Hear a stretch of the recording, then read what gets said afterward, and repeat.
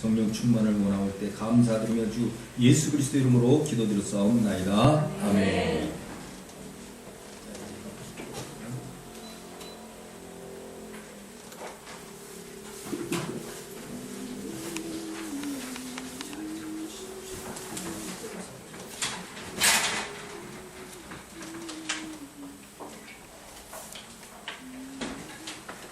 요 위치 어디가 좋아요?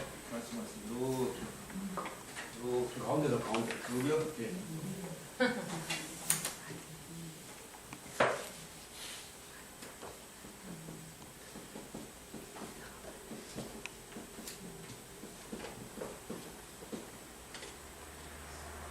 이제 순서대로 마이크.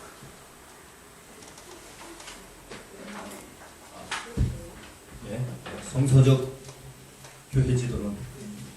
우리가 교회 부분에 있어서는 성경을 통해서 우리가 이 학기에 성서적 교회 지도론을 마스터하시면 어떤 신학적인 문제도 다 해결할 수 있으리라고 생각하고요. 또 교회의 진정한 의미를 깨달을 수 있고 교회에 대한 관심이 커지리라고 있습니다. 그리고 교회를 올바로 가르칠 수 있는 능력이 생기는 거겠죠. 교회를 그러면 우리가 이제 어느 교회 나는 어느 교회 가고 당신은 어느 교회에 있다. 그건 아무 의미가 없어요. 그것은 단지 로컬 처치라고 해서 지역적으로 셀들이 분리해서 이렇게 생활하는 것뿐이죠. 결국 역사적으로 아담 시대로부터 예수 그리스도 재림할 때까지 주님과 하나 된 것이 교회. 그래서 어원적으로도 살피겠지만 신약적으로 성경적으로 교회는 예수 그리스도와 또 부름받은 자, 콜 된 자죠. 이것을 교회라고 한다. 그러면 결국 교회는 예수 그리스도가 빠지면 아무리 부름받은 자라 할지라도 교회라고 할 수 없고요. 여기서 예수 그리스도는 머리가 되고 부름받은 자는 몸의 역할을 하는 거거든요. 그럼 몸은 이제 몸 중에 이 각각의 지체들이 생기는 건데 몸은 여러 지체가 있을지라도 머리는 하나예요. 유일신. 머리 하나예요. 그렇기 때문에 머리가 하나인 이 몸 전체를 교회라 한다면 교회는 하나다. 교회는 유일한 거예요. 머리가 하나이기 때문에 그래요. 그러나 각각 나눠져 있을 뿐이지. 시대적으로 나눠져 있고 경제적으로 나눠져 있을 뿐이지 결국에는 하나하나. 그래서 우리 눈과 코와 입이 다 나눠져 있잖아요. 눈 있는 자리에 코가 있는 게 아니잖아요. 다 나눠져 있지만 결국에 하나인 것처럼 교회는 머리가 하나이듯이 하나이다. 그러면 이것을 이제 성경을 통해서 증거를 해야죠. 우리가 머릿속으로 생각하니까 성경적에서 그럴듯한데 신학이라는 것은 그럴듯하다라고 한다는 게 아니라 그것을 증거할 수 있어야 돼요. 그러면 성경에서는 이 구약과 신약을 통해서 우리가 연구를 해야죠.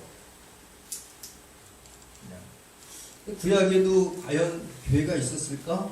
이런 생각을 하게 되는 것이고 신약에는 뭐 교회가 있다는 것을 우리가 그냥 보편적으로 생각할 때 모순절 성경만 읽어보면 모순절 다락방에 성령이 임했으니까 그때 교회 시작이다 이렇게 이제 간단하게 설명할 수 있겠지만 이제 그것은 특별한 온전한 근거는 아니죠. 어떤 개념이나 그 의미를 살펴보지 않고 한 구절만 보고 얘기한 것이라고요. 물론 그것이 아니라는 얘기도 아니에요. 그렇다고. 그러나 우리는 증거를 할 수 있어야 되기 때문에 먼저 이제 어원적으로 살펴봤잖아요. 어원적으로. 구약에서는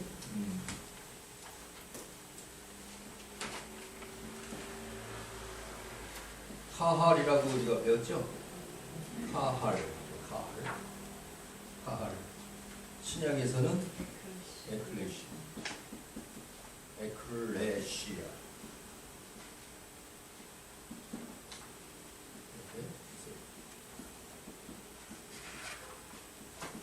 에클레시아. 그러면 이 의미를 우리가 어떻게 했어요? 카알이라는 것은 부르다 뭐 이런 의미가 있었잖아요. 부르다, 부름 받다 이런 게 부르다. 그래서 영어에서도 이제 call이라는 단어지 call. 그래서 누가 부르냐 그게 중요해요. 그래서 이제 앞에 하나님이나 주라는 그 단어를 사용해요. 성경에. 그래서 주님께서 call했다. 또 하나님의 에클레시아 이런 식으로 이제 되어 있는데 그것은 무슨 얘기냐면 하나님께 부름 받은 자다. 그럼 교회가 아까 예수 그리스도가 머리라고 했다면 예수 그리스도는 하나님의 이름이에요. 그렇죠? 그러니까 하나님이 머리로 한 하나님이 불러서 머리가 되시고 부른 자들이 몸이 된 그런 회중을 교회라 한다. 거죠.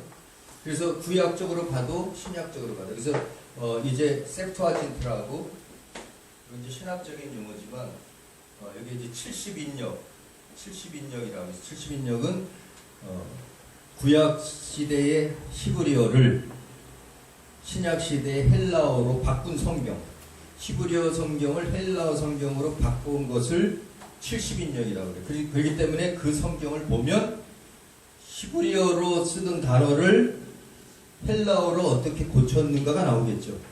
예, 그러니까 70인역을 보면 셉투아진타라고 그러는데 이 셉투아진타를 보면 그 구약에서 카헐이라고 쓰던 교회의 의미가 에클레시아라로 해석이 됐단 말이에요.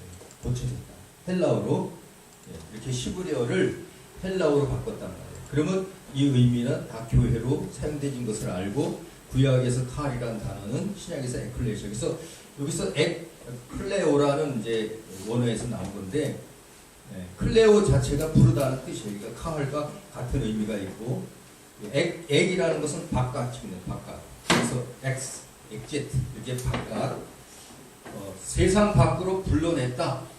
그런 의미의 신약에서는 구약에서는 하나님께서 부르셨다 그런 것입니다. 그래서 이건 원심적인 해중이더라도 원심적인 의미,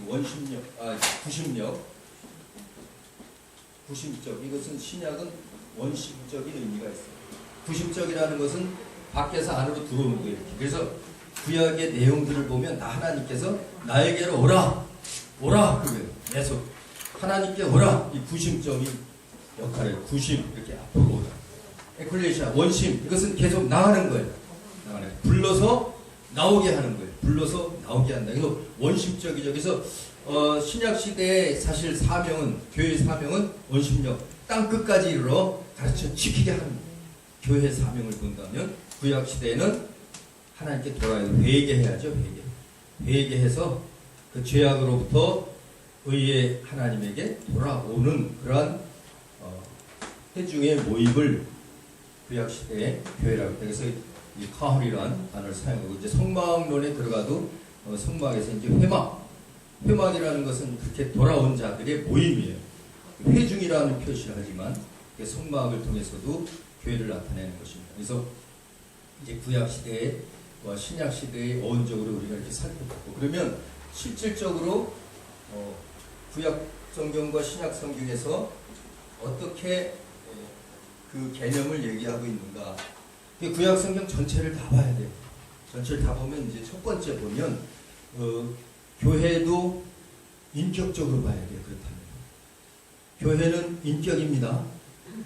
셀들이 모인 인격이 어떤 이런 모양의 건물이나 사람이 아니라고요. 교회는 하나님의 몸으로서의 인격이에요. 하나님의 몸으로서의 인격이다. 그래서 이 인격자들은요 일생이라는 게 있어요. 일생. 태어난 때가 있고 이제 마지막 때가 있다고. 그래서 우리 각자의 사람은 자기 일생이 있듯이 교회도 일생이 있어요. 그 교회론의 그 침례교단의 유명한 학자인데 권혁봉인가요?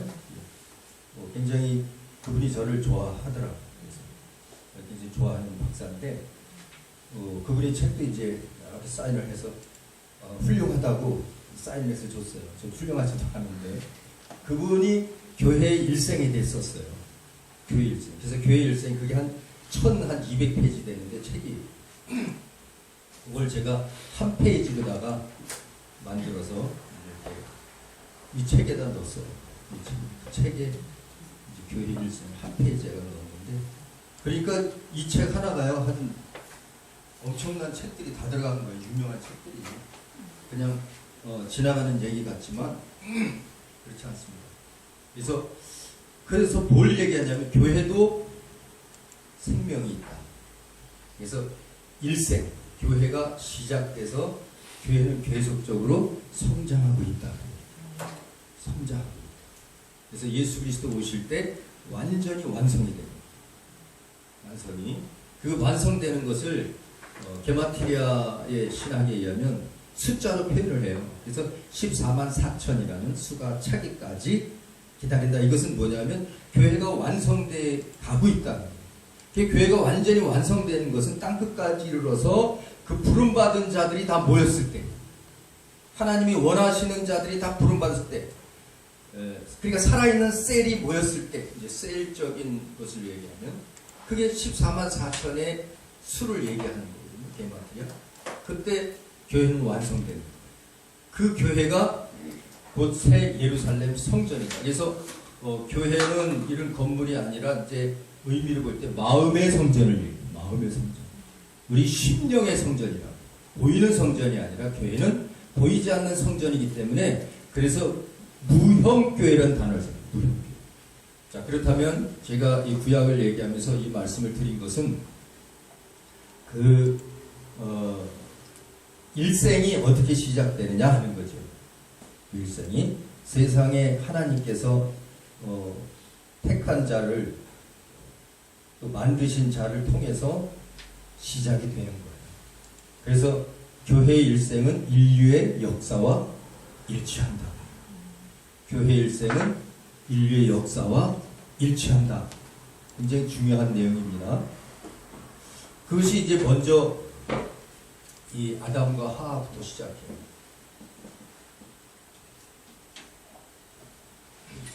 이 교회는 몸을 이루기 때문에 공동체라는 단어를 사용합니다. 공동체인데 하나님의 공동체가 됩니다.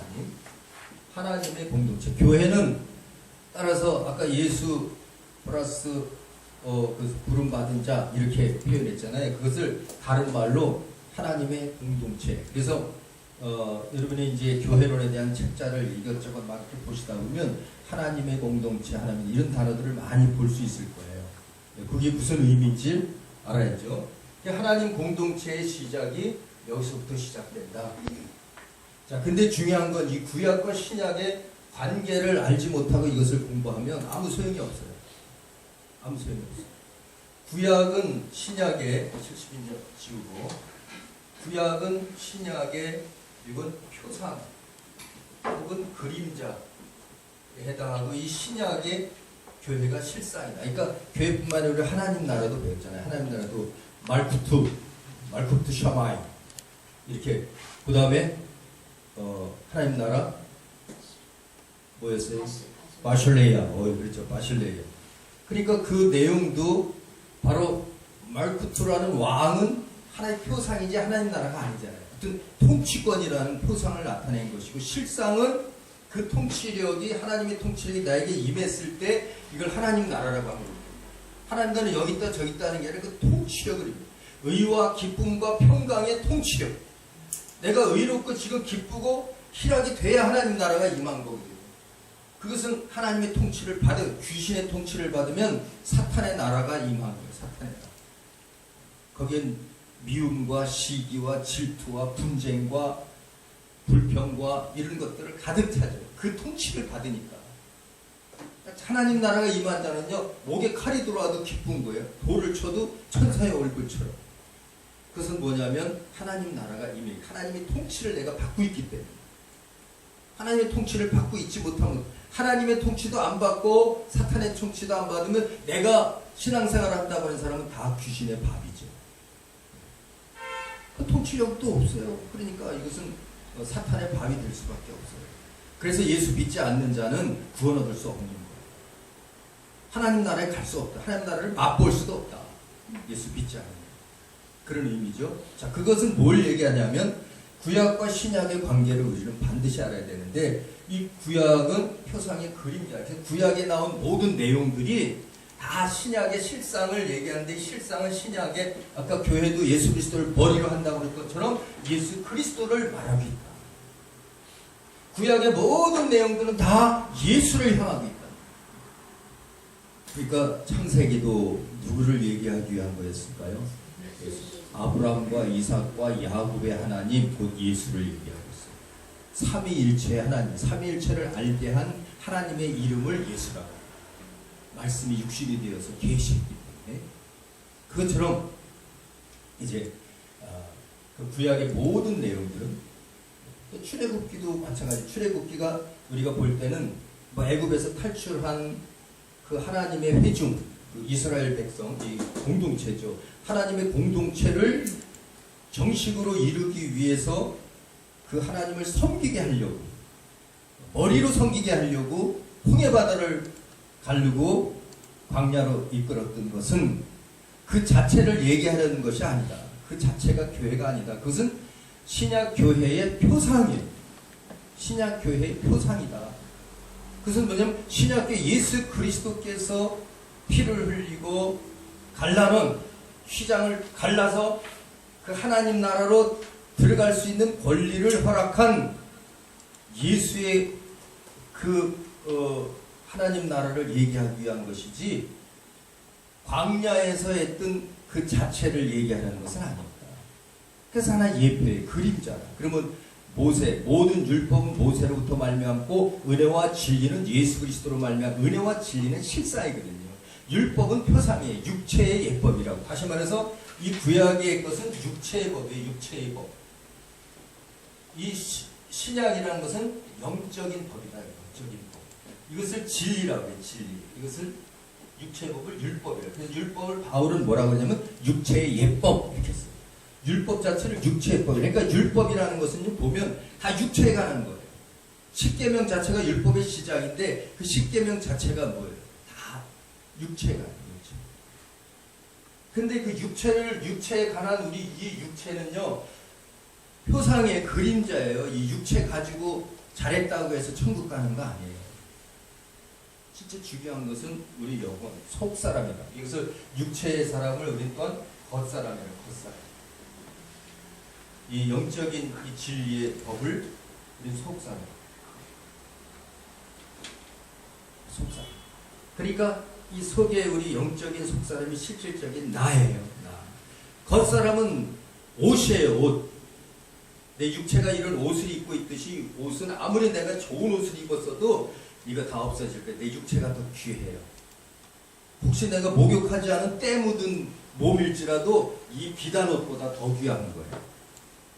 내 육체가 아무리 깨끗해도 그래도 더러운 내 영혼이 더 귀하고. 왜? 영혼은 깨끗게 하면 되거든요. 때 묻은 옷은 목욕하면 되고. 그렇죠? 그렇기 때문에 지금 당장 급한 것은 뭐겠어요? 우리 영적인 거예요. 다시 말해서 이 실상, 영적인 진리. 이것이 중요해요. 그래서 교회도 마찬가지예요. 교회도 이 신약 시대에 예수 그리스도, 신약의, 구약과 신약의 이 경계는 누구를 통해서 신약으로 왔습니까? 예수 그리스도. 그러니까 결국에 모든 구약의 내용은 예수 그리스도를 얘기하고 있다. 너희가 영생을 얻고자 이 성경을 상고하거냐. 성경은 곧 나 예수 그리스도를 말하는 것이다. 라고 얘기했어요. 예수 그리스도. 자, 그렇다면 이 구약의 이 내용들도 결국 신약의 예수 그리스도의 예표겠죠. 예표. 그러면 아담과 하와라는 것은 이게 남편과 아내의 아주 최초의 공동체예요. 아내와 남편이라는 최초의 공동체. 이 남편에 해당하는 것이 예수 그리스도라면 이 아내에 대한 것이 교회다. 교회. 여자.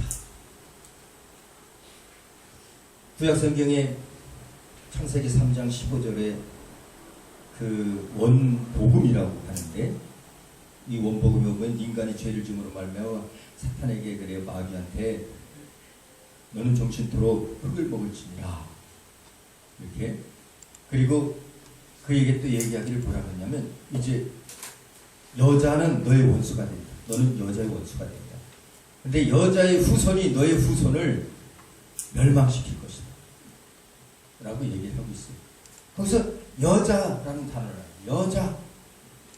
여자의 후손. 이 교회는 여자라고 여자의 후손. 그러니까 아담으로부터 하와가 나왔기 때문에 여자예요. 성기를 보고 여자라고 그런 게 아니라 아담에게서 하와가 나왔기 때문에 배필이라고 배필. 그래서 나왔기 때문에. 영적 이런 것은 여자가 없어요. 무슨 성기가 있는 게 아니에요. 그래서 아버지가 아들을 보냈을 때, 아버지가 아들을 보낸다고 할 때, 아버지 아들은 우리 이런 그 생리적인 아버지 아들을 얘기하는 게 아니에요. 생리적인 아버지 아들을 하는 것이 아니라 보내졌다 그런 뜻이죠. 거기서 품에서 나왔다 하는 의미죠. 그렇다면 교회의 의미를 볼 때는 여자는 예수예요. 여자의 후손은 예수의 후손들. 여러분과 저는 예수의 반열에 들어간 자들입니다. 그럼 여자의 후손은 늘 얘기하는 거예요. 예수 그리스도를 포함한 교회다. 교회. 그러니까 교회는 하늘과 땅의 모든 권세를 주고 마귀를 짓밟는 권세가 있어요. 할렐루야. 그것은 왜? 예수 그리스도께서 십자가에서 이루었기 때문에 그 여자와 여자의 후손을 우리는 교회라고 합니다. 그렇죠? 결국 이 아담과 하와라는 하나님 공동체의 시작은 예수 그리스도의 십자가 사건에서 이제 우리와 하나 된다는 것을 얘기하는 거예요. 요한복음 17장에서도 하나님께 하나 되는 것을 얘기해요. 내가 아버지 안에 아버지가 내 안에 있는 것처럼 저들이 아버지의 이름을 나에게 주소 아버지의 이름으로 저들도 우리와 하나 되게 하옵소서. 하나. 예수와 하나 된 것이 교회예요. 공동체. 만약에 이 중에 예수와 하나 된 사람이 아니라면 교회가 아니에요. 반석교회, 은혜의 교회, 사랑의 교회, 진리의 교회, 영성교회 다닐지라도 교회가 아니에요. 예수가 머리가 아닌 사람은 교회가 아닙니다. 어느 누구든지 어느 시대에 있든지 예수를 머리로 주로 여겨야, 내 주인으로 여겨야, 내 남편으로 여겨야 교회예요. 그러니까 예수님께서 제자들에게 예수를 선지자라고도 하고 대선지자는 하나라고도 하고 이렇게 얘기하니까 예수께서 제자들에게 물어봐요. 너는 나를 누구라 하느냐? 베드로에게 물어보니까 베드로가 그래요. 주는 그리스도시오. 하나님의 아들이십니다. 그러니까 너는 베드로라. 페트라. 깨지지도 않고 흔들리지도 않는 반석을 얘기해요. 너는 반석이다. 내가 이 반석에 교회를 세우리니 음부의 권세가 이기지 못하리라. 그 반석 위에 교회를 세운다. 교회는 내 몸을 세우겠다. 내 몸인데 하나님의 몸을 세우겠다. 하나님의 몸은 음부의 권세가 이기지 못해. 사탄이 이기지 못해요. 사탄을 짓밟는 권세가 있어요. 할렐루야. 그러니까 예수 그리스도께서도 제자들을 보내면서 전가를 밟는 권세를 주고 귀신을 내어쫓는 권세를 주셨더라. 그것은 예수의 제자들은 예수와 한 몸을 이룬 한 몸 공동체예요. 바로 그것이 교회의 실상입니다. 그래서 그 교회가 진짜 하나님 나라의 그 무의식의 세계에 있는 능력을 부여한 것은 마가의 다락방에 있어서 사역적으로 교회의 시작인 것이지 실질적인 교회의 시작은 구약으로부터 시작된다. 근데 이것은 구약은 비유였기 때문에 예수 그리스도의 십자가 사건 이후에 제자들로부터 이미 그 교회는 이루어져 가고 있는 것이다. 예수의 제자들로부터 12지파는 12제자들을 비유하는 그림자예요. 표상이다. 12지파는 12제자들을 예수의 제자들을 향한 그림자였어요. 표상. 몸이라고 해요. 겉사람에 해당되는 것이죠. 그러나 예수 그리스도 이후로는 이 온전한 하나님의 제자들이. 그래서 하나님 나라를 갈 수 있는. 그 구약 시대 비유의 사람들은 뭡니까? 비유의 사람들은 예수 그리스도의 반열을 이루어진 자들이기 때문에 예수의 반열을 이루어진 자들만 구원을 받는 것이죠. 예수께서 나는 부활이요 생명이니 나를 믿는 자는 죽어도 살겠고 죽어도 살아요. 그 예수의 반열에 있는 자, 예수의 반열을 어떻게 합니까? 이미 예수께서 다 말씀하시고 마태복음이나 누가복음에서 보면 누가복음과 마태복음 물론 이제 순서가 위아래로 바뀌었지만 마태복음에는 요셉의 그 반열을 썼지만 이 누가복음에서는 반대전에 마리아의 반열을 썼잖아요. 그래서 아브라함으로부터 다윗까지 14대요, 다윗으로부터 바벨론에게까지 14대요, 바벨론에게로부터 또 예수 그리스도 14대라. 이 반열이 반열. 바로 그 반열의 선자들은 죽어서 살았다. 왜? 믿고 죽었기 때문에. 메시아가 올 것이다 라고 믿고 죽었기 때문에 살았다. 그리고 예수 그리스도 이후로는 우리들은 살아서 믿는 자. 이제 예수께서 빛을 갚았어요. 그가 죽으심으로 우리 죄값을 치렀다. 마귀가 청구했어요. 마귀가 우리가 속았기 때문에 우리의 생명을 청구했다고. 흙을 먹을 권세를 줬잖아요. 우리는 흙이잖아요. 흙에서 왔으니 흙으로 갈지니라. 그러니까 마귀는 우리 겉사람만을 먹을 권리가 있어요. 겉사람. 그러나 영혼 속사람은 못 먹어요. 그러니까 속사람을 키워야지 마귀 먹힐 육체를 가지고 세상에서 잘 살겠다고 그렇게 해서는 안 되는 거죠. 이미 마귀한테 다 먹힐 건데.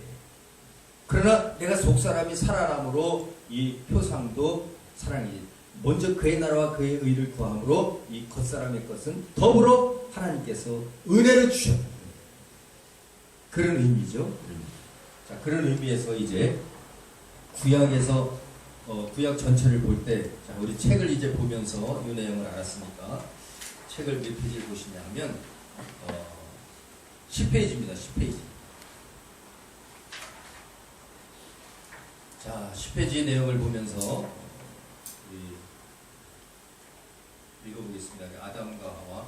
자, 처음 한번 읽어봅시다. 구약성경 시작. 구약성경에서는 교회의 개념은 하나님의 부름을 받은 공동체로서의 개념이며 신약교회의 모형이나 예표들로 표현된다. 그렇죠? 자, 구약성경에서 교회 개념은 신약교회의 모형이나 예표, 그림자, 표상 뭐 이런 의미란 말이에요. 실상은 신약교회가 진정한 교회의 실상이라는 거죠.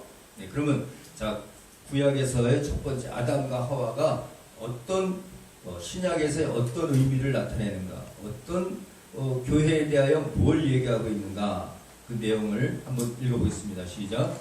구약의 최초의 공동체는 아담과 그의 신부인 하와로부터 시작된다. 아담과 하와는 하나님의 주권하에서 서로 떨어질 수 없는 공동체의 시작으로서 하나님의 사명을 감당해야 할 교회로서의 모형이며 예표가 된다. 다시 말해서 아담과 하와의 관계는 하나님의 부르심과 택함의 관심 속에서 마지막 아담이 예수 그리스도와 그의 신부인 교회의 모형이며 예표가 된다. 이게 이제 에베소 5장 13절이나 블레스 1장 18절 보시면 이 내용이 그대로 기록되어 있습니다.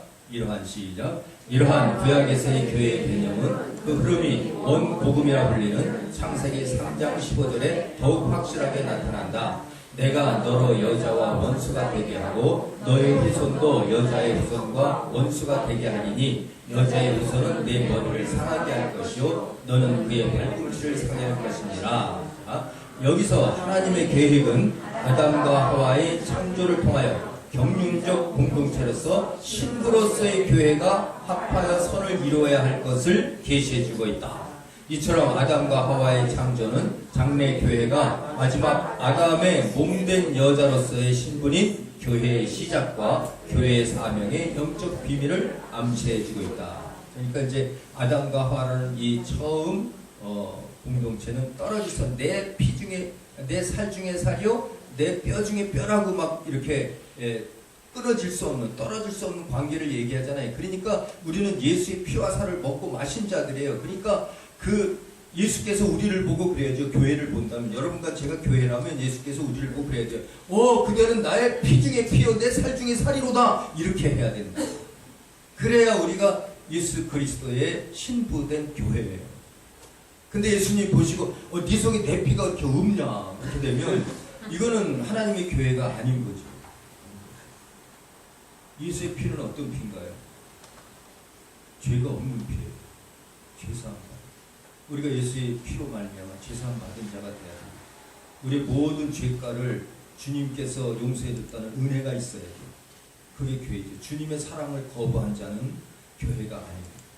그 주님의 진리의 말씀이 내 속에 있어야 된다.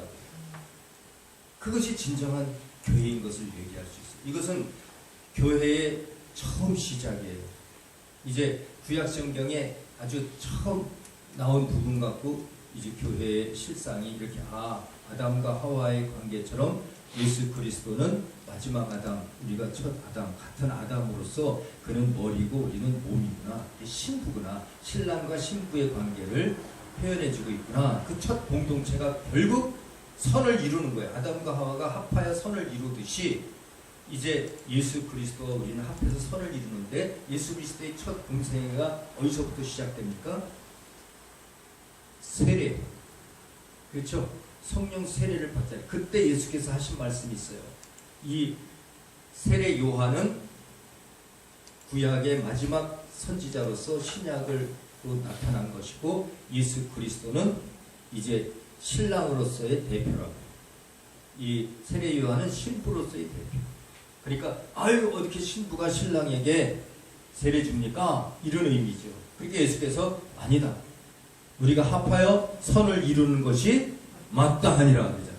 선을 이루는 거예요. 아담과 하와가 선을 이루듯이 예수 그리스도와 구약의 대표인 그 세례 요한과 합하여서 선을 이루는 거예요. 그가 타치해 이게 바톤을 달리다가 바톤 타치 같이 딱 잡은 거예요.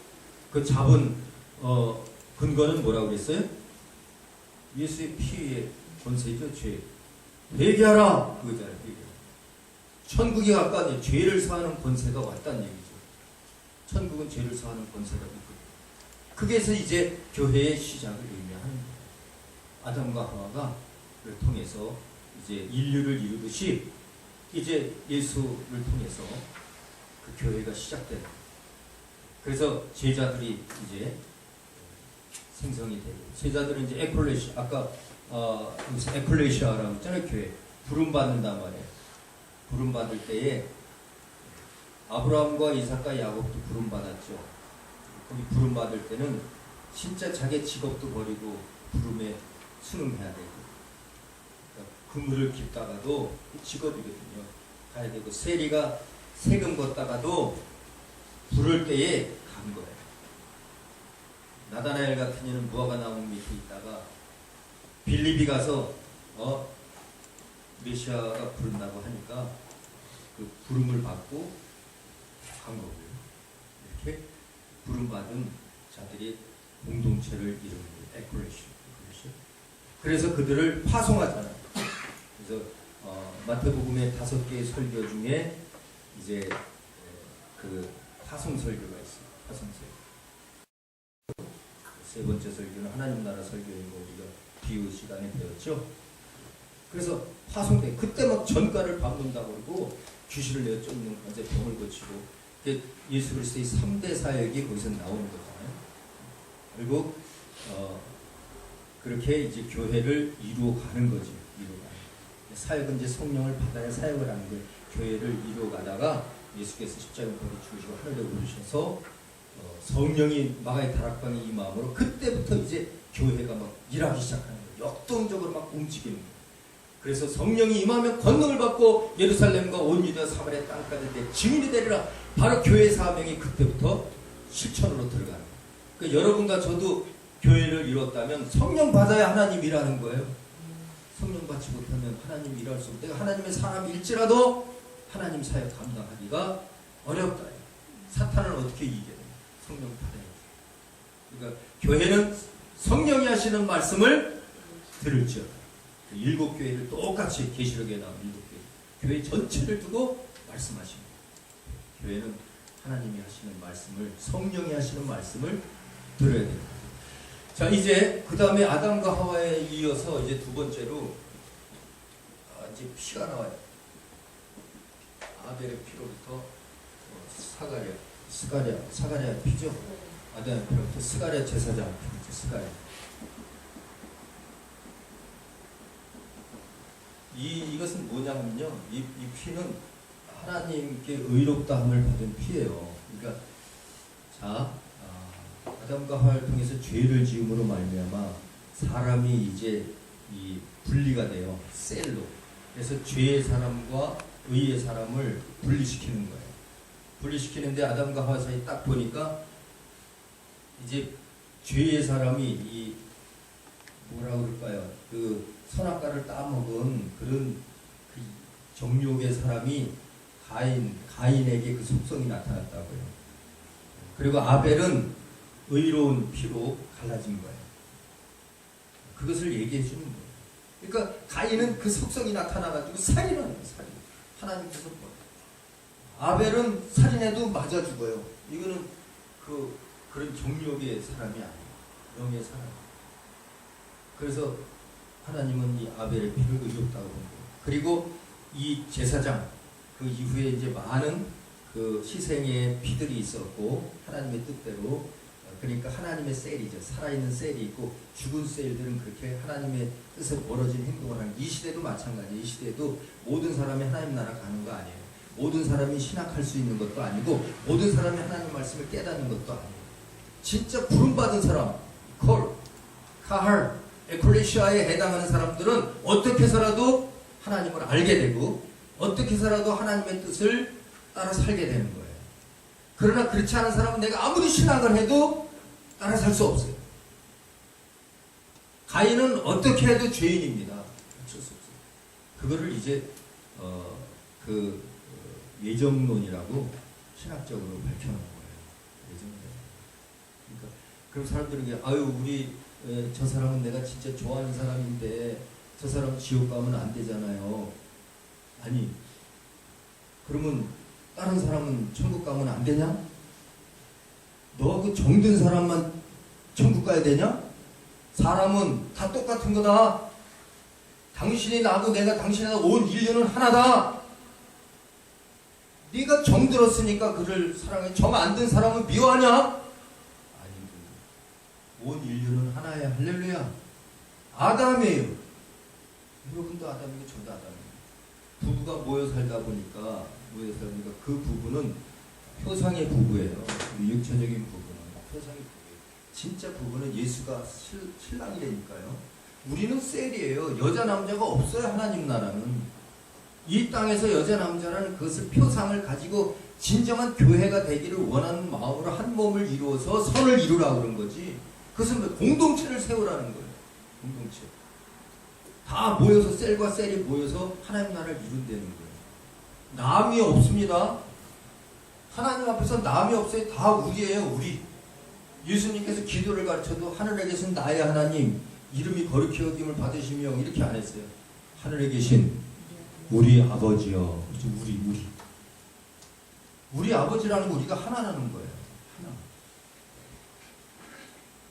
한 몸이라는 거예요.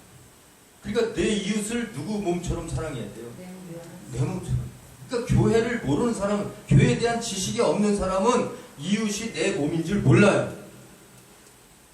그러니까 희생할 줄 몰라요. 나만 잘 되면 되는 거예요. 믿지 않는 자들은 남이에요. 내 식구일지라도 믿지 않는 자는 남이에요. 예수를 믿을 수 있는 자가 우리예요. 할렐루야. 하늘에 계신 우리 아버지라고 예수님께서 가르치는 것은 이거 주기도문인데요. 죄의자들에게 가르친 거예요. 믿지 않는 자들에게 가르친 게 아니에요. 믿지 않는 자들은 우리 아버지라고 할 수가 없어요. 하나님의 이름을 거룩히 여김을 받게 하는 사람은 믿는 자들이에요. 하나님 나라가 임하는 자들은 믿는 사람들이에요. 믿지 않는 자가 하나님 나라에 임하게 해달라고 기도하라고 그러지 않아요. 믿지 않는 자는 하나님 나라가 도무지 일할 수 없어요. 사탄의 나라가 임할 뿐이지 하나님 나라에 임할 수 없어요. 그것은 믿는 자로서 우리가 공동체에게 예수께서 기도하는 법을 가르쳐 준 거예요. 공동체. 그래서 죄자들에게 한 것이다. 그걸 알아야 돼요. 그러니까 우리는 이렇다 저렇다 얘기할 것이 아니라 성경적으로 우리 자신들이 하나님의 신부인 것, 신부의 셀이라고 했어요. 우리는 모여야 하나입니다. 할렐루야. 모여야 하나예요. 모여야. 내가 하나인 것처럼 하면 교주가 되는 거예요. 우리는 하나. 목사도 내가 하나가 아니에요. 내가 예수가 아니라고요. 하나가 아니에요. 다 모여야 하나예요. 모여요. 그러니까 각각 자기의 역할이 있다고. 목사는 목사의 역할, 권사님은 권사님의 역할, 집사는 집사님의 역할, 다 전사님 역할. 그 역할이 다 합쳐서 합하여 선을 이루는 거예요. 하나님도 합해서 선을 이루는데 머리와 몸이 되려고 하는데 몸뚱아리가 나 혼자라고 그러면 안 되죠. 그러니까 이걸 모르는 사람들은 또 그래요. 아, 예수님은 신부가 많아서 좋겠다. 이게 참 세상에서 얼마나 악하게 살았으면, 얼마나 그 성령이 막 넘쳐 흐르면은 신부가 많아서 좋다고 그런 소리를 할까? 사실 저도 처음엔 그랬어요. 예수 믿고 이게 확 돌아가니까 진짜 하나님의 말씀으로 들어가니까 이런 게 다 떨어져 나갔지. 진짜 내가 세상에 속했을 때는요, 이런 거 전혀 몰랐죠. 그러니까 이 아담과 하와를 통해서 이제 우리는 하나님의 신부라는, 그 교회는 하나님의 신부라는 내용을 아셔야 돼요. 그게 실상 그 얘기를 해준 거예요. 그렇게 내 피 중에 피요, 내 살 중에 살, 예수의 피와 예수의 살이. 그러니까 내 피와 살을 먹고 마시는 자가 영생을 얻는다는 거죠. 그게 교회다. 교회는 영생을 얻는 거예요. 교회가 아니고선 다 지옥이에요. 교회는 하나라고. 그래서 영생을 얻는 자를 이 세상에서 딱 뽑아낸 거야. 하나님. 컬했다고. 이 회중이 이게 교회예요. 그러니까 사람이 교회에 모였다고 그게 교회가 아닙니다. 다 교회가 아니에요. 요즘 교회에서는 어느 교회에서는 모르겠어요. 거기서 진짜 살아있는 셀이 얼마나 될지 저는 참 궁금해요. 오늘 여기 있는 분들 참 교회인 것을 기뻐하세요. 이걸 아니까 이 교회예요. 이거 얼마나 감사해요.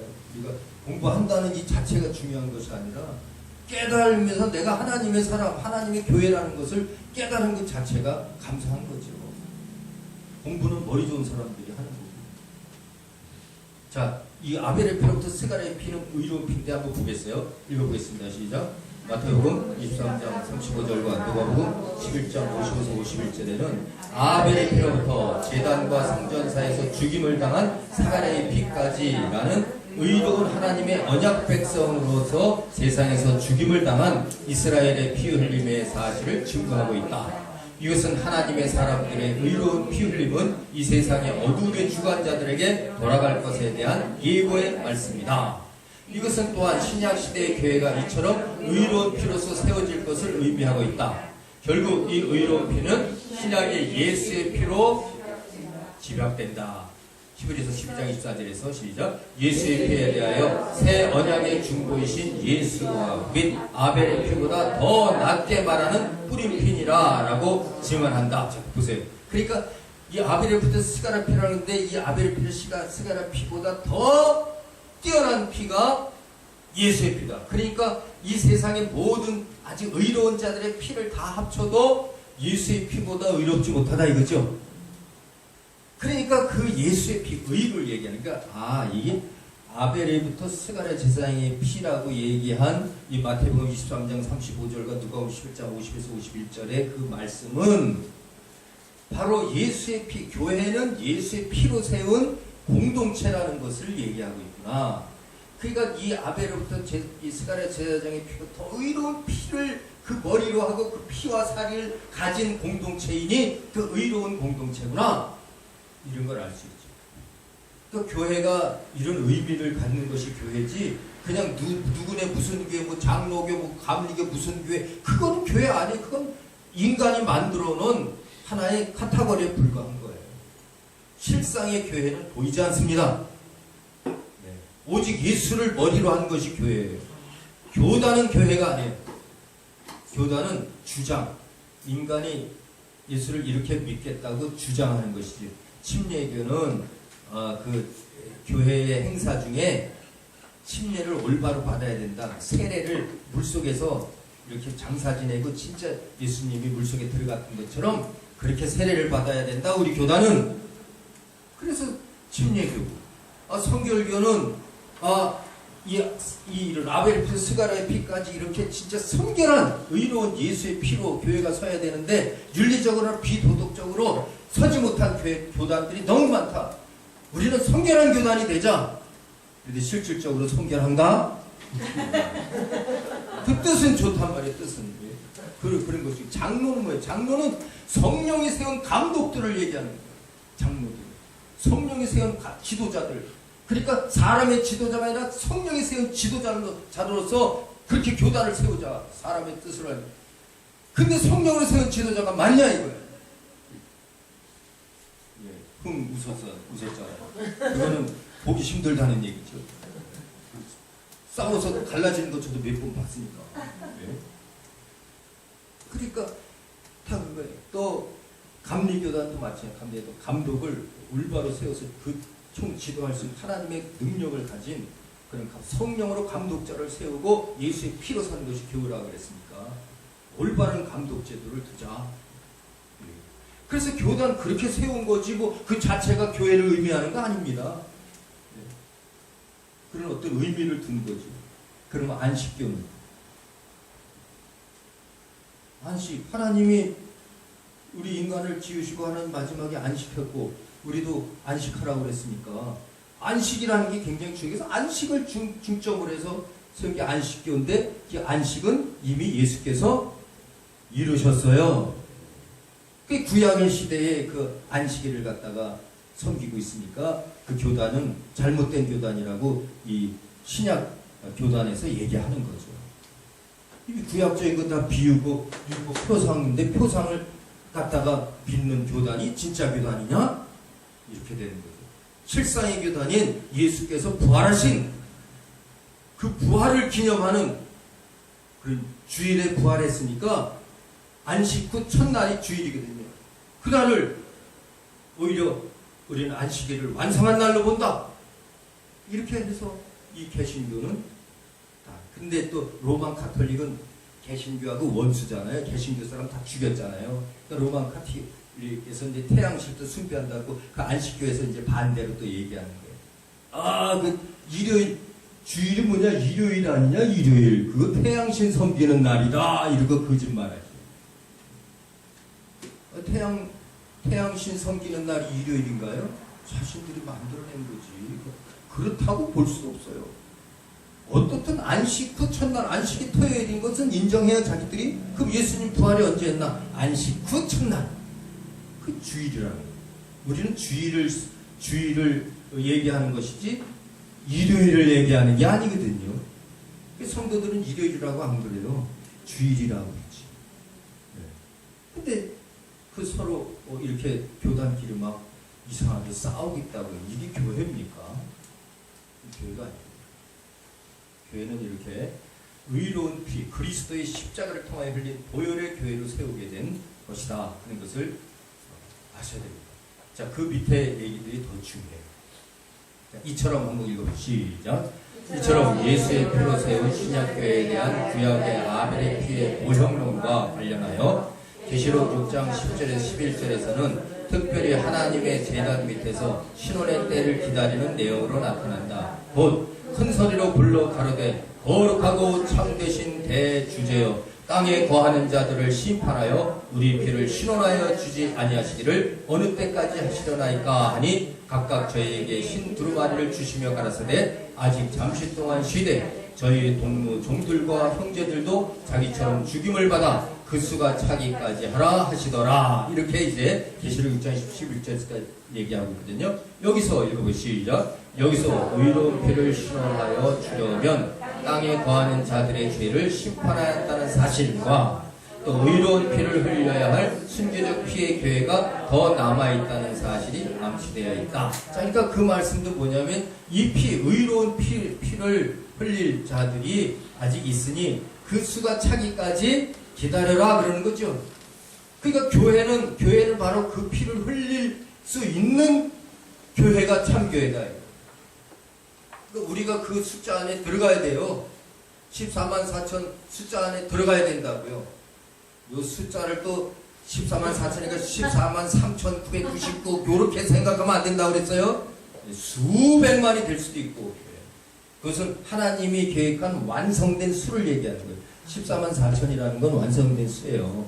12 곱하기 12 곱하기 1000 이렇게 하면요 이거는 12는 3 곱하기 4죠. 이게 3 곱하기 4, 이거는 10 곱하기 3. 그러면 벌써 이게 완전수, 하나님의 삼위일체고 이게 동서남북, 이게 세상과 이게 하나 된 어떻게 보면 교회의 수라고 볼 수도 있어요.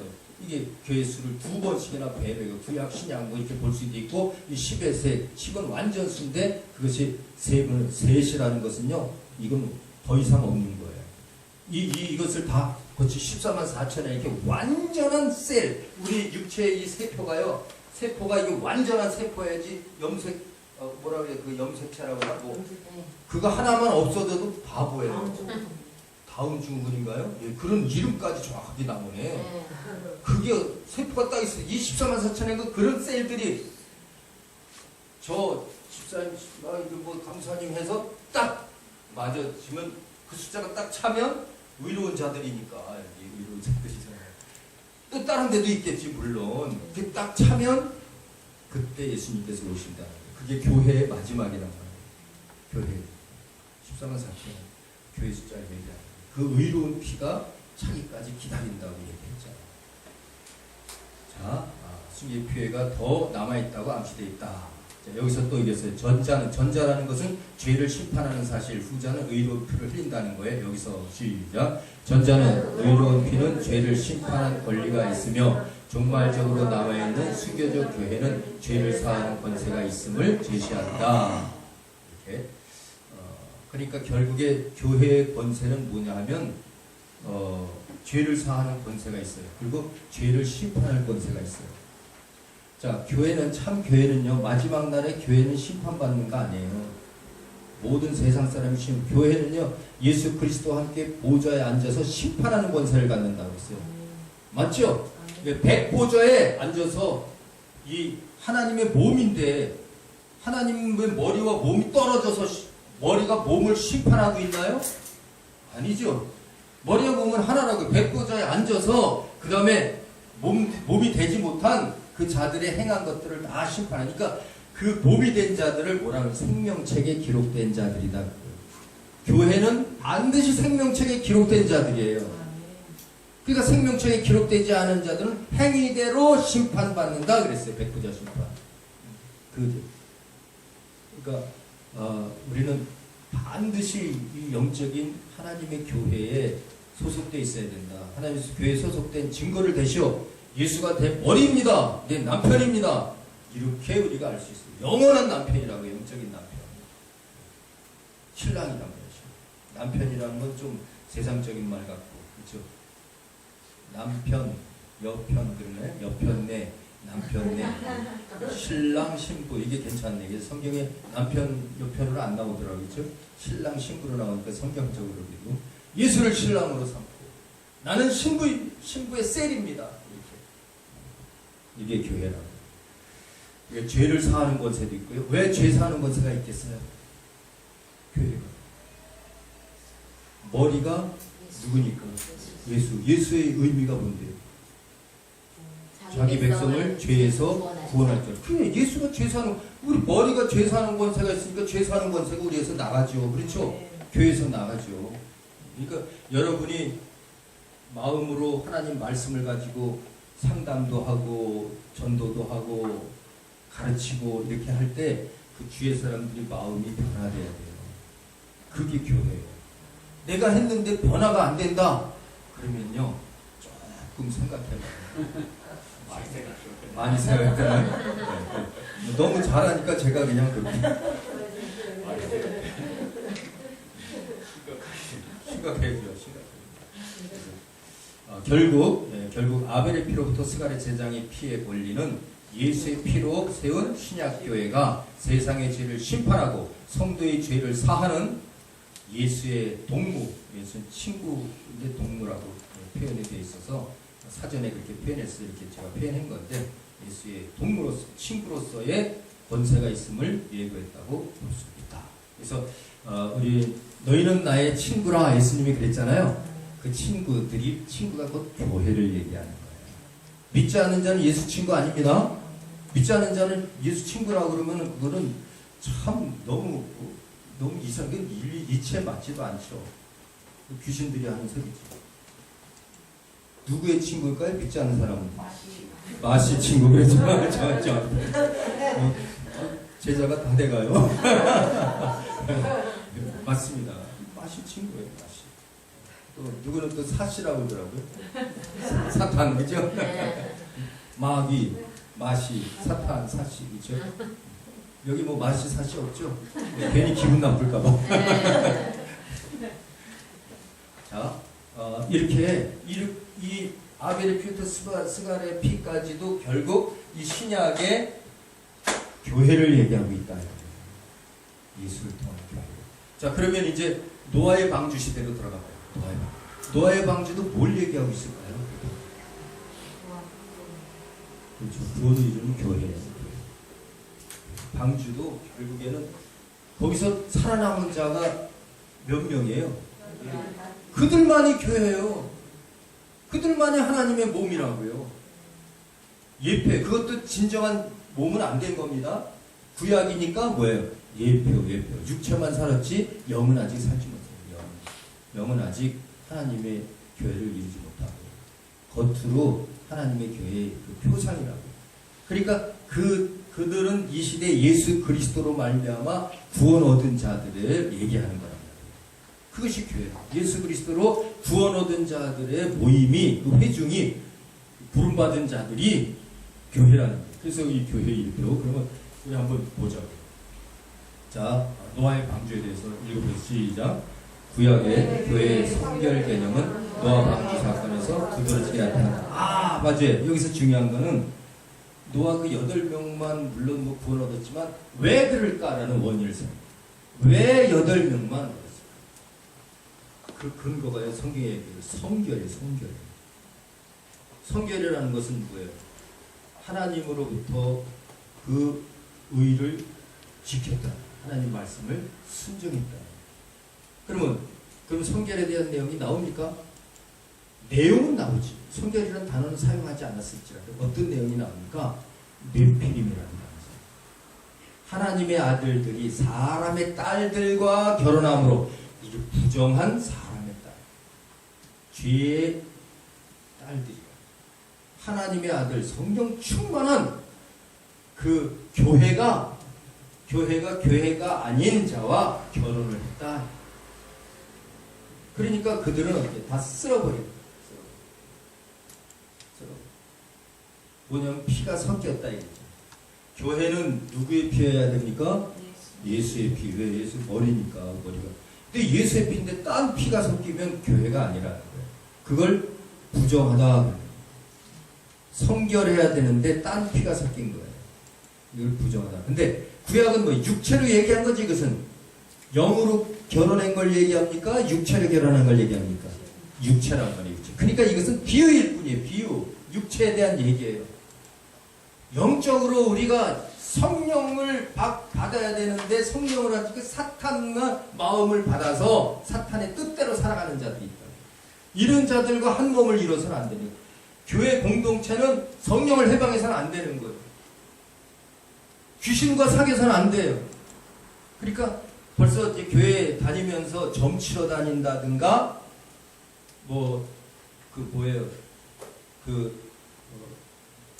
점치 이것도 뭐 있어요? 제사 지낸다든가 이건요 교회가 아니에요. 영적으로 이미 우상숭배라고 해요. 우상숭배하는 자들은 교회가 아니에요. 아무리 큰 교회 다녀도 교회에서 장로를 하고 목사를 해도 목사는 무슨 소용이 있어요? 그게 뭔데? 세상에서 준 직분인데 물론 하나님이 줬다고 자신들은 얘기하죠. 성령께서만 알아요. 성령께서. 그러니 결국에 성결. 이 노아 시대 때는 성결한 자만 살아납니다. 그래서 함, 셈, 야벳이라는 그 영이 살아있는 성결한 자들을 통해서 온 인류가 퍼지기 시작해요. 그렇죠? 교회가 확산되는 거죠? 교회 세포가 막 드러나고 있어요. 교회 세포.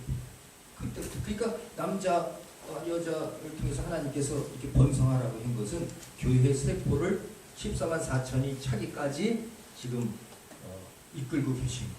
거기서 진짜 하나님은 버리지 않습니다. 조금이라도 의가 남아있으면 그 의를 하나님께서 버리지 않고 찾는 거예요.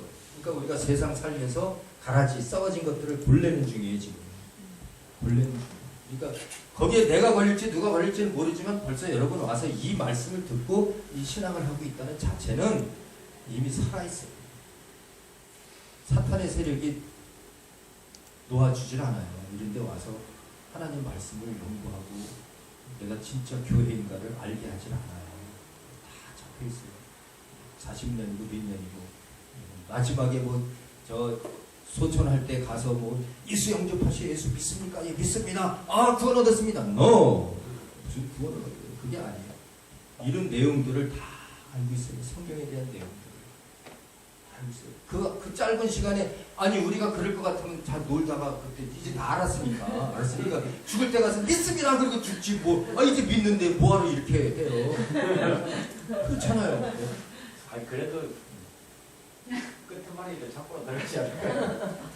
끝말 아니 다 뭐 구원 얻은 아니 우리보다 더 하겠냐고 안 믿다가 그 이제 죽기 뭐 한 이틀이나 3일 전에 막 예수 영접한 사람이 우리 믿음 되겠냐고요.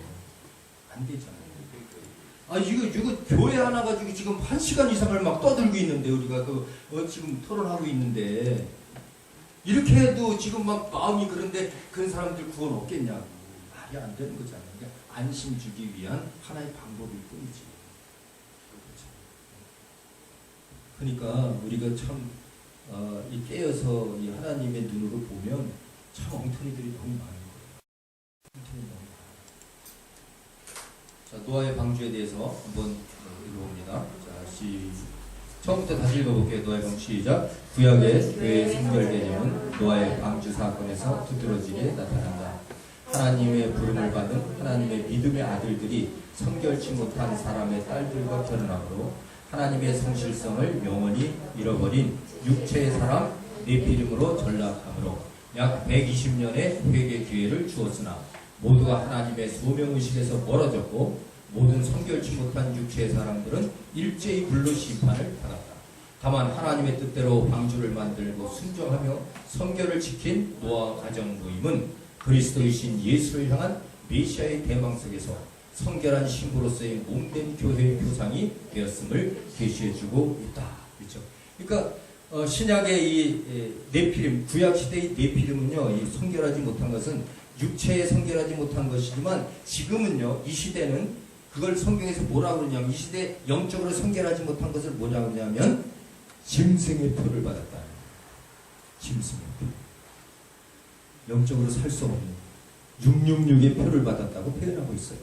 그러니까 육체에 놓는 666의 표라는 게 육체에 놓는 이 베리칩이 아니라는 걸 알죠. 영적인 베리칩이에요. 영적인 베리칩. 사탄에게 지배받는 육체를 지배받는 것이 아니라 내 영이 그렇게 지배를 받는 거예요. 육체적인 건 비유예요. 계시록에서 나타나는 건 매매도 못하고 이런 건 다 비유라고. 진짜 우리 영원히 그렇게 살 수 없다는 거예요. 사탄에 넘어가서 하나님의 말씀을 받을 수도 없고 먹을 수도 없다는 거예요. 말씀을 가질 수도 없는 상태가 된 거예요. 그걸 양심에 활인 맞았기 때문에 디모데후서 4장 1절처럼 성령께서 밝히 말씀하시기를 훈일에 어떤 사람이 믿음에서 떠나서 미혹행과 귀신의 영의 가르침을 받으니 저들은 양심이 활인 맞은 자다. 이걸 짐승의 표를 받으니 성결하지 못하다. 짐승의 표를 받았다. 성결하지 못한 것. 그러니까 이것은 교회가 될 수 없다는 거예요. 교회는 그런 자와 교제해서는 안 된다. 너희는 귀신과 교제하는 자가 되기를 원치 아니하노라. 어디에 나왔어요? 디모데 전서인가요? 네. 그게 이방인들이 제사를 하는 것은 하나님에게 하는 것이 아니요 귀신에게 하는 것이니 너희들은 귀신과 교제하는 자가 되기를 원치 아니하노라. 이렇게 이방인들이 제사하는 건 하나님의 제사가 아니라는 거예요. 우리 구약시대에 하나님을 향한 제사가 아니라 이방인들은 다 타락한 영에게 한다. 타락한 영. 귀신이 또 인간 죽은 영이라고 그렇게 속은 사람들이 얼마나 많아요. 얼마나 인간이 죽어서 귀신 된다. 얼마나 그 동양사상이거든요. 그게 다 속은 거예요. 타락한 천사가 있어요. 타락한 천사. 그 영적인 존재. 우리 인간은 다 부적행을 가든지 아니면 낙원에 가 있는 거예요. 예수 그리스도께서 재림할 때에 완전히 교회만 살아서 올려 나머지 다 불못으로 들어가는 거예요. 이 우주도 지구축 말렸듯이 이게 종이축 말려서 다 불못으로 들어갈 거예요. 신천지로 새 하늘과 새 땅이라고 그러지 또 신천지로 간다고 그러면 이단한테 가냐고 또 그러니까 이 단어를 참 이 이단들이 다 좋은 단어 뺏어가고 사용했어요. 자, 몸된 교회. 자, 그 다음에 이제 아벨의 피를 얘기하면서 세 번째 이제 아브라함, 이삭, 야곱 이란 단어가 공동체예요. 이것은 직계 전석의 공동체죠. 아브라함, 이삭, 야곱. 그렇죠? 아브라함이 이삭을 낳고 이삭은 야곱을 낳고. 근데 이게 계속 이어지는 건데 이러한 공동체, 가족 공동체니까 한마디로 이제 세대를 지난 가족 공동체. 이거 뭘 의미하는 거냐? 이게 진짜 믿음의 시작이 아브라함부터 시작돼요. 아브라함은 부름받은 자예요. 너 지시할 땅으로 가라. 그러니까 자기 갈 바를 알지 못하고 지시할 땅으로 갔어요. 하나님의 부름을 받아서 자기 친척 아비 친척을 떠나서 갔어요. 그러나 거기서 자기가 좋은 것을 택한 것이 아니라 좋은 것은 롯에게 택하라고 그러고 자신은 황폐한 땅을 택해요. 근데 이 좋은 데를 택한 자는 어떻게 돼? 소돔과 고모라 완전히 불로 변하잖아요. 롯은 가까스로 살아났죠. 자기 딸 둘하고 가까스 살아났는데 와이프는 또 뒤로 돌아서 소금 기둥이 돼요. 포알 땅인가요? 여기 올라가서 거기서 또 술 먹고서는 문제가 또 생겼잖아요. 롯에 그러니까 그런 생활을 하던 사람은 또 그런 것을 하게 되는 거예요. 자연스럽게. 그러나 아브라함은 이제 이삭을 낳아서 예수 그리스도의 모형인 이삭을 낳아요. 그래서 예수께서 십자가에 못 박혀 죽으실 것을 이미 예표로 나타냅니다. 그 모리아산에 올라가서 거기에 자기 희생에 피를 흘려서 제물이 될 것을 결단하고 가요. 그것처럼 예수의 십자가에 죽는 모형이잖아요. 아브라함은 말씀의 모형이고 아버지 아브라함 뜻 자체가 아버지예요. 아버지. 열방의 아버지. 아브람 하고 틀리죠. 아브라함은 열방. 아브라함 민족의 아버지고 그냥 아브라함 열방의 아버지. 그러니까 하나님을 예표한 거예요. 이삭은 아들 예수 그리스도를 예표한 것이고 야곱은 어떤 육체적으로 건장하고 에서처럼 막 사냥하고 이러는 굉장한 자가 아니라 그냥 지렁이 같은 성격, 그렇죠? 그런 마음. 그렇지만 그는 보이지 않는 권세를 더 중요시하고 장자권. 이 장자권을 가지면 모든 권리를 다 갖는 거예요. 재산을. 그까지 그 사냥해봐야 아무 소용 없는 거예요. 그러니까 우리가 육체적으로 아무리 부여하고 뭐해도 영적인 권리가 없으면 안 되는 거예요. 그 영적인 권리가 어디예요? 이 바로 성부, 성자, 성령의 삼위일체의 표상이에요. 그래서 아브라함과 이삭이 하나님이죠. 아브라함과 이삭과 야곱이 하나님 그러죠.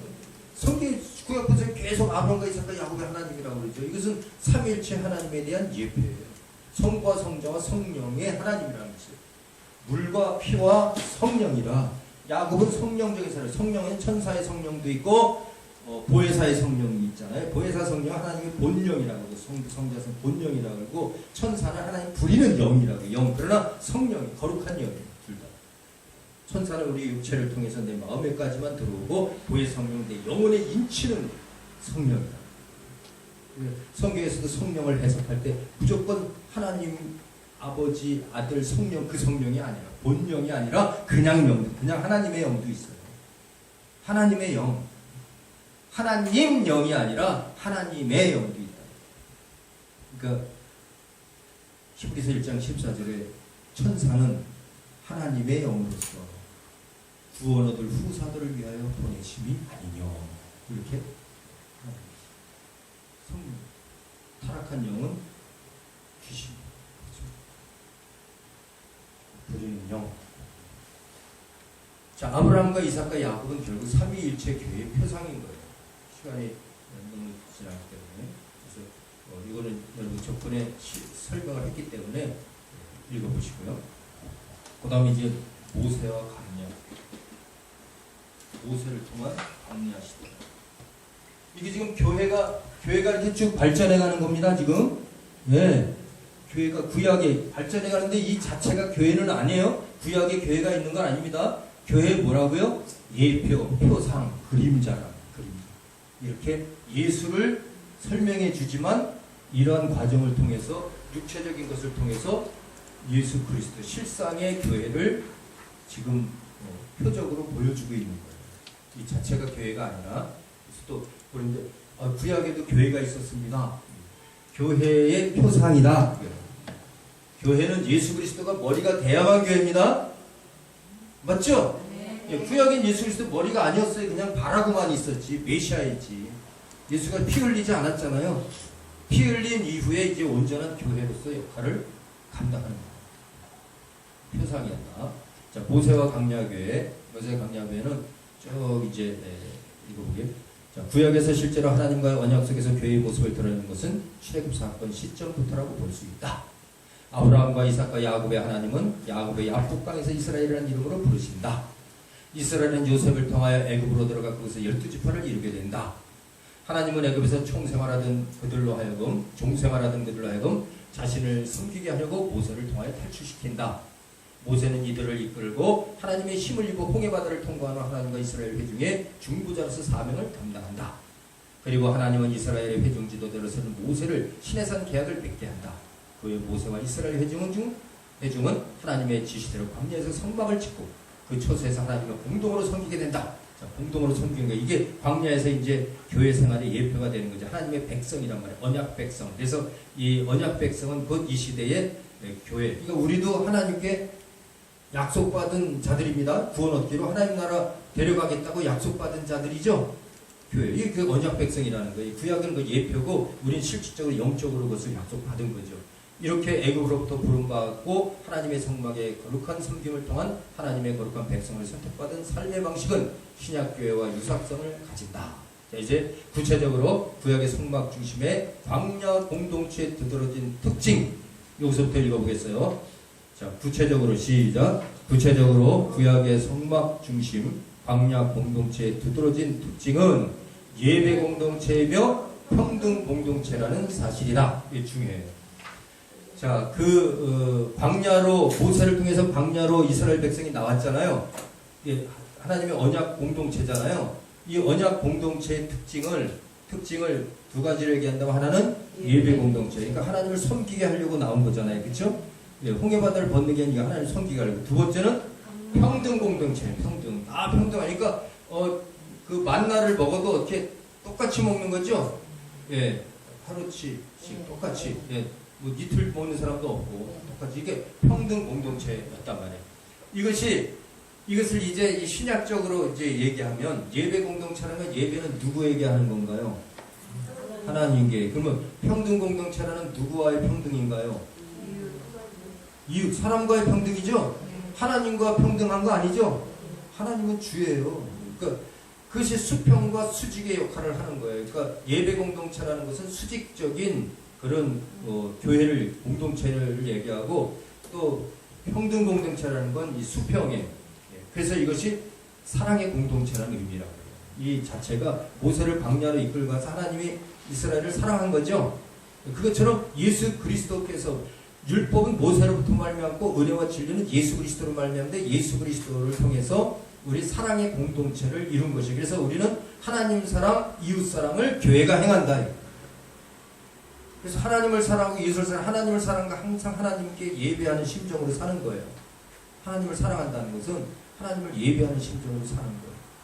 그리고 이웃을 사랑한다는 것은 이웃을 어떻게 내 몸처럼 평등하게 당신의 몸이나 내 몸이나 당신의 자식이나 내 자식이나 당신의 남편이나 내 남편이나 다 똑같은 동질한 인격을 가졌다.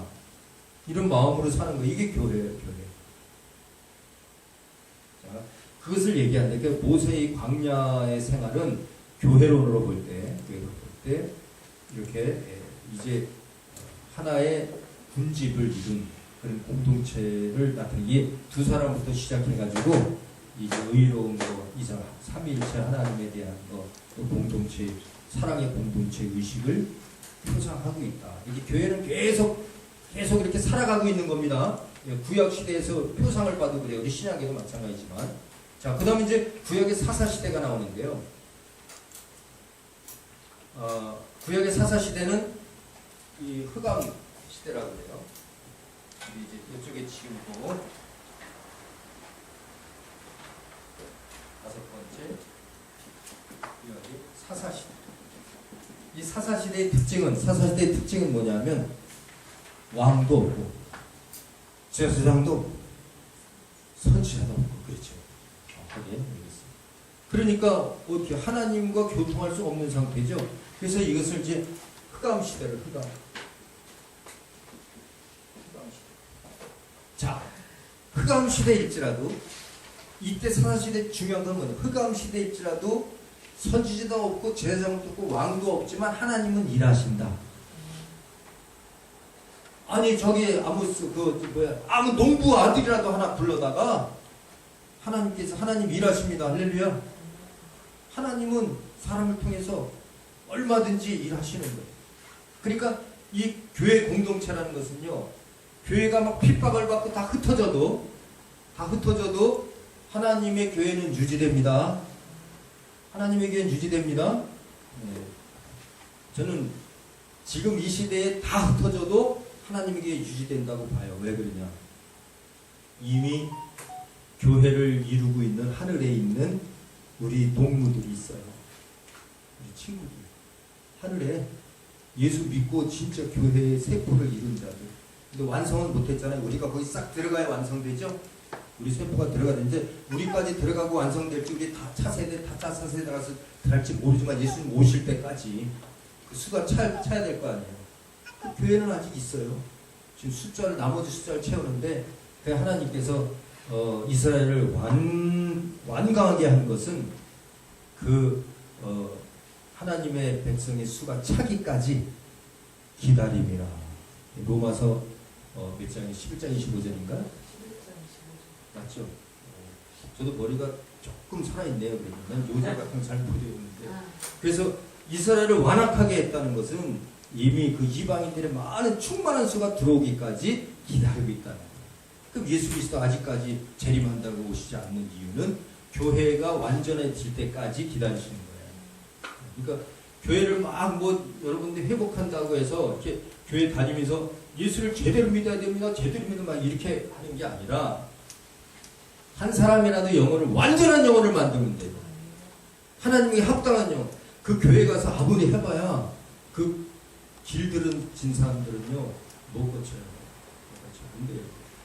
그러니까 우리 주위에 있는 사람 한 사람이라도 확실히 하나님의 사람, 하나님의 교회를 갈 수 있는 사람으로 만들어야지 누구 비교할 필요도 없어요. 여러분 각자가 하나님의 교회가 되면 되는 거예요. 그리고 여러분 주위에 있는 사람들, 진짜 사랑하는 사람들은 그렇게 만들어주고, 사랑하는 거는 뭐 뽀뽀만 해주는 게 사랑하는 게 아니라 진짜 예수의 사랑 만들어줘야죠. 그게 진정한 사랑이에요. 하나님 교회 내 몸으로 만든단 말이에요. 육체 몸 얘기하는 거 아니에요. 내 몸이라고 하니까 뭐 육체 몸에서 뭐 피가를 만다고 그런 소리 하면 안 돼. 그거는 구원판에서 하는 거고, 내 몸을 만든다는 건 속의 마음이에요. 주님의 마음으로 하나 되게 한다 그거예요. 각각 여러분의 마음도 주님이에요. 제 마음도 주님이에요. 주님의 마음을 품었다면 이웃을 주님의 마음을 품게도 같은 마음이잖아요. 그게 내 몸이 되는 거죠. 그래서 몸도 이런 육체의 몸도 있는가 하면 신령한 몸도 있다고 고린도전서 15장에서 얘기하고 있어요. 몸은 육체의 몸만 있는 것이 아니라 신령한 몸이 있다. 그 신령한 몸을 바로 교회라고 해요. 교회. 모였을 때. 마음의 성전이라고도 해요. 마음과 마음이 모여서 우리 뭘 나눈다고 그랬어요? 마음들이 모여서 주의 사랑. 할렐루야. 이 머리가 참 이상하시네. 소리만 들어도 벌써 맞습니다. 진짜 마음과 마음이 모여서 하나님의 사랑을 나누는 이게 교회 안에 사랑이죠. 온전한 교회죠. 자, 그것이 이제 사사시대를 얘기하는 게 하나님의 통치를 중개할 만한 왕이나 제사장이 없어도 이렇게 이제 하나님의 승리 권세를 주십니다. 그래서 결국에는 이 사사시대에 막 삼손도 나오고 그러잖아요. 그 사사시대의 특징은 뭐냐면요. 그러한 가운데서도 하나님의 능력을 가진 자는 반드시 승리한다. 삼손도 들릴라에게 정력을 뺏겨가지고 졌잖아요. 근데 진 것 같지만 아니었어요. 그가 특별히 막 1,000명씩 죽였나요? 그 네. 3,000명이에요? 네. 3,000명이었구나. 그렇죠. 막 죽이고 난 1,000명인 줄 알았는데 3,000명이었구나. 베드로가 저기 그 회개시킨 거는 3,000명. 그렇죠. 그거하고 헷갈릴 뻔했어요. 그렇죠. 그런데 그 마지막에 눈까지 막 뽑히고 숫자가 뭐 이미 있어요. 3,000 이미 있어요. 네. 그 의미가 있죠. 모세가 그 삼손과 특별히 3,000명 그러니까 들어가서 의미가 있는 거예요. 그러니까 표상과 실상을 이렇게 조금 대비해 봤어요. 솔직히. 자, 그 다음에 그렇게 하다 보니까 이제 마지막에요. 이 맷돌을 막 돌리면서, 맷돌은 이게 콩 돌리는 요만한 거 아니에요. 엄청 큰 거예요. 그 힘이 엄청 장사했으니까. 하면서 나중에 기도하는 거예요. 이 삼손에 쓴 마지막 기도가 진짜 내가 마지막으로 하나님의 그 사역을 하고 싶다.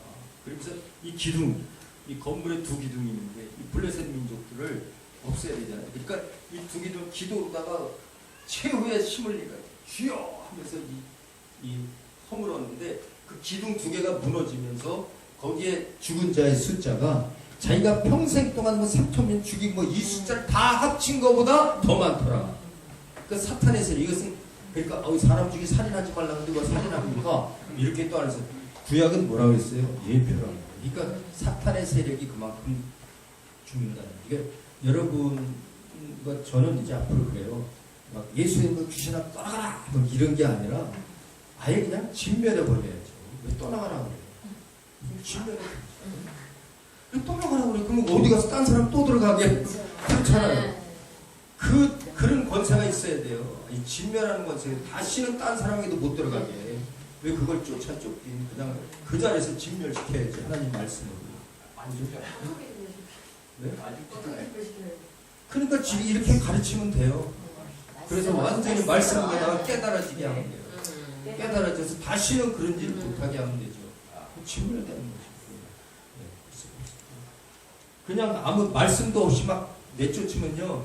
나갔다 또 들어온다니까요. 그리고 오히려 딴 데만 가 있는 게 아니라 7 귀신 데리고 와요.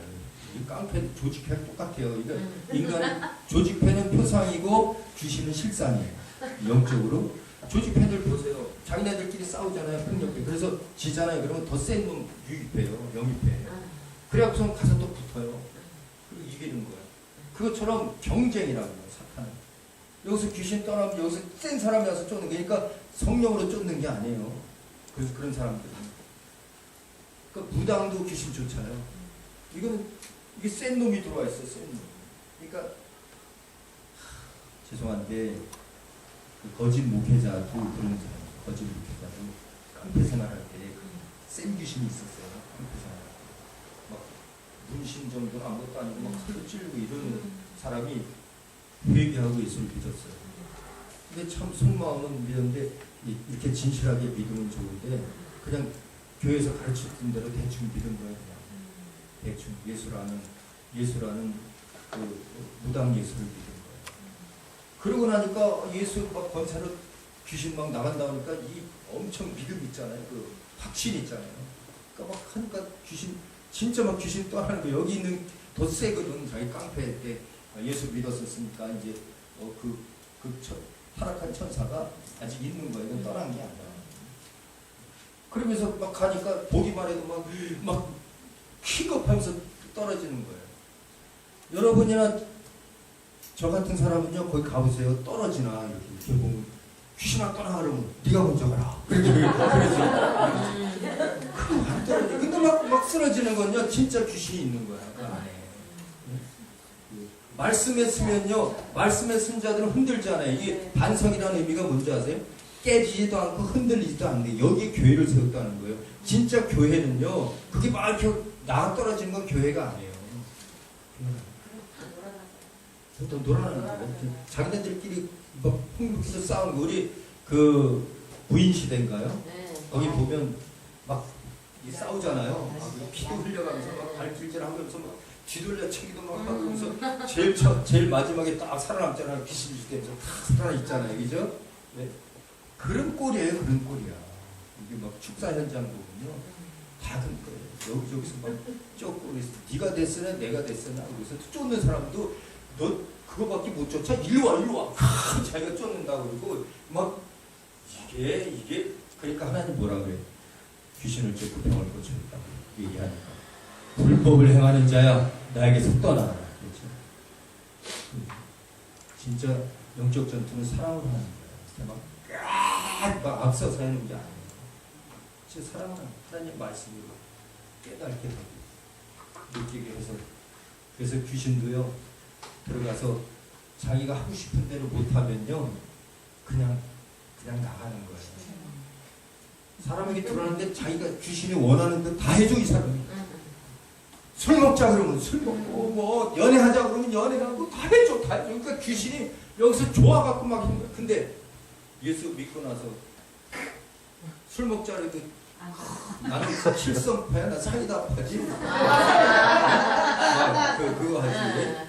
그리고 뭐 여자 문제 그런 거 야 성결해 성결. 네 필요이 되란 말이야 나한테. 이러면서 그러니까 이게 힘든 거야. 귀신이 살기가 힘들어.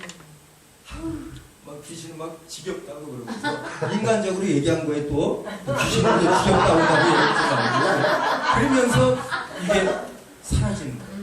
어쩔 수 없는 거야. 자기 좋은 집을 찾아가요. 그 좋은 집이 뭐냐면 물 없는 곳. 물 없는 곳을 물은 말씀이에요. 이 사람은 말씀으로 인해서 우리는 그렇게 하잖아요. 그럼 이게 자연히 귀신은 언제 들어온지 모르게 들어온 것처럼 언제 나간지 모르게 나간다. 그러니까 우리가 이 하나님 말씀에 이렇게 딱 파묻혀 있는 이때 우리 모르는 사이에요. 귀신은 나갈 때 여러 마리 그 나와요. 그거는 이제 깡패들이 할 때 조용히 사라져. 원거지로 하면 그러나 보다. 올 때는 여러 마리 들고 나실 때는 뭐 소리가 없고 귀신은 들어올 때는 근데, 소리가 없는데 근데 이제 요란하고 안 하는 거는 이제 큰 문제가 안 돼요. 근데 사람 성격에 따라서 틀려요.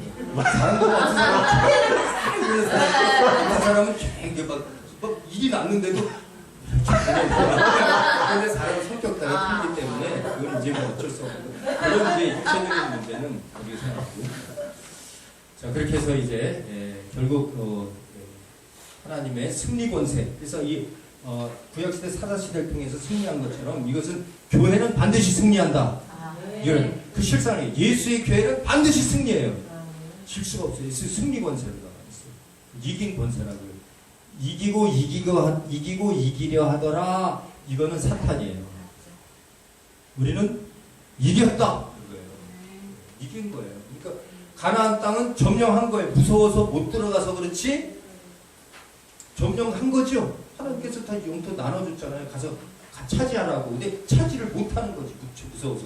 여호수아와 갈렙만이 그 긍정적으로 생각 가서 차지했잖아요. 근데 그렇지 못한 사람들은 무서워서 못 가는 거예요. 하나님이 줬는데도 이 집에 등기를 내줬는데도 등기 난 줄 모르는 거지. 내 집인 줄 모르고 도둑놈이 왔는데도 야 너 뭐야? 자기가 도망가. 그렇죠? 이게 뭘 얘기하는 모르는 거죠. 자, 그러니까 예수의 권세로 반드시 승리한다.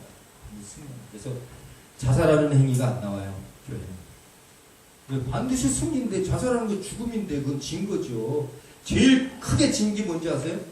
생명을 잃는 거예요. 교회에서 제일 크게 진 거는 대패는 생명을 잃은 거예요. 자살했다는 것은 교회가 아니에요. 아무리 그 사람이 믿음이 좋은 것 같았어도 그는 교회가 아니었다. 교회가 아니다. 자, 그 다음에 구약 성전의 파괴와 복원. 성전은 나중에 파괴돼요. 그래서 구약 성전 파괴.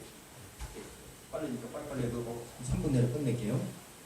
구약 성전이 파괴된 거는 이제 그 솔로몬으로부터 성전이 막 성막이 이루어졌잖아요. 성막. 그래서 그 모세의 시내산에부터 성막을 이렇게 딱 보고서는 오홀리아 바그두구에 그 부살레 뭐 이런 사람들이 막 그 이제 성막을 짓는데 그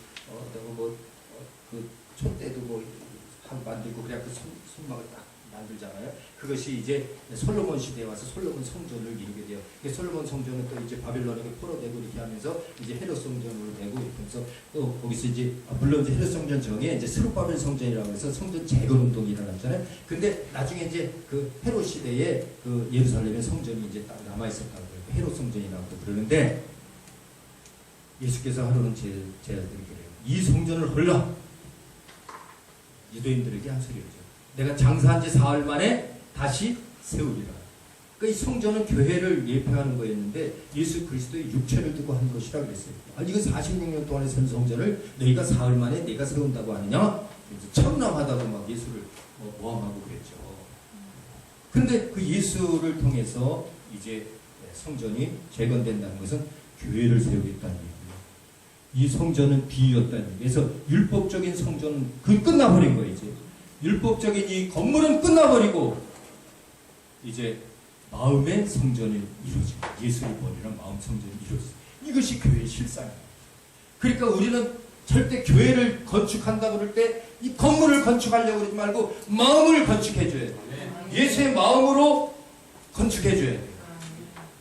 회개하며 사탄에 가졌던 마음을 회개하고 예수의 마음의 성전을 건축해야 돼요. 마음의 성전을 재건해야 돼요. 주님의 뜻대로 살지 않던 마음을 주님의 뜻대로 말씀으로 살지 않고 내 뜻대로 사는 걸 말씀으로 살게 하고 예수의 은혜로 살게 하고 내 의로 사는 것이 아니라 예수의 은혜로 살게 하고 내 소욕으로 살려고 할 내가 하고 싶은 것만 하려고 그러지 말고 성령의 이끌림을 받고 구원의 열정을 가지고 겉사람만을 위해 사는 것이 아니라 속사람이 영혼을 살리려는 마음을 갖고 교회는 하나님의 신부에서 온 공동체가 하나인 것을 교회를 위해서 교회 중심으로 살아가고 그리고 종말 시대까지 영적 전투에 승리하는 그러한 영적 분별력을 가지고 살고 이것이 이제 온전한 교회입니다. 그것을 교회는 마지막으로 하나님 나라의 모델이다. 구약 시대의 하나님 나라에 대한 것들은 교회는 결국 어디에서 결론이 젖습니까? 교회의 완성은 그렇죠. 예수를 통하여 하나님 나라에서 이제 그 교회가 보여질 거예요. 여러분과 제가 세포가 돼서 그 하나님 나라의 교회로서 회중으로서 마음과 마음이 모일 거예요. 거기에 오늘 여기서 같이 우리 공부하는 자들은 한 사람도 탈락하지 않고 거기에 같은 몸을 이루기를 주님의 이름으로 축원합니다. 교회의 실상인 것이 오늘 여기까지. 자, 우리 기도할게요. 하나님 아버지 감사합니다.